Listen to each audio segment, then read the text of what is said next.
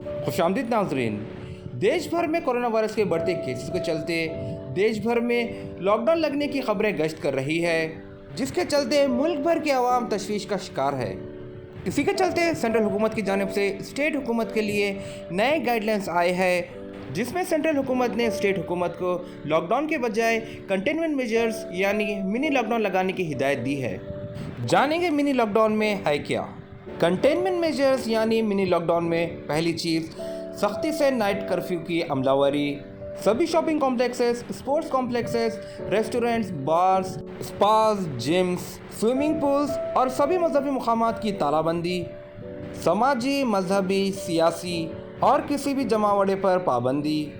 इस containment measures यानी mini lockdown के दौरान शादियों और मैयतों के जमावड़ों पर रोक नहीं होगी, जिसमें शादी में ज़्यादा से ज़्यादा 50 लोगों को शिरकत की इजाज़त रहेगी और किसी के मैयत में ज़्यादा से ज़्यादा 20 लोगों को शिरकत की इजाज़त रहेगी। ज़रूरी सुविधाएं जैसे कि health care, police, electricity, water, sanitation और फायर ब्रिगेड उसी तरह काम करेंगे। पब्लिक ट्रांसपोर्ट जिसमें शामिल है रेलवेज, मेट्रोस, बस और कैब्स में कैपेसिटी के हिसाब से 50% पैसेंजर्स को ही सफ़र करने की इजाज़त रहेगी। दूसरे स्टेट से माल लाने वाले गाड़ियों को स्टेट के अंदर फिरने की इजाज़त रहेगी और उन्हें रोका नहीं जाएगा। प्राइवेट और गवर्नमेंट ऑफिसेज खुले रहेंगे और उन्हें ज़्यादा से ज़्यादा 50% स्टाफ के साथ काम करने की इजाज़त रहेगी। गवर्नमेंट और प्राइवेट इंडस्ट्रीज़ में काम करने वाले वर्कर्स को सोशल डिस्टेंस के साथ काम करना पड़ेगा। अगर कोई वर्कर को सर्दी होती है तो इंडस्ट्री इंतज़ामिया की जानिब से उसका रैपिड एंटीजन टेस्ट करवाना ज़रूरी होगा। बताए गए सभी इंस्ट्रक्शंस सभी स्टेट्स को 14 दिन के लिए मानने होंगे।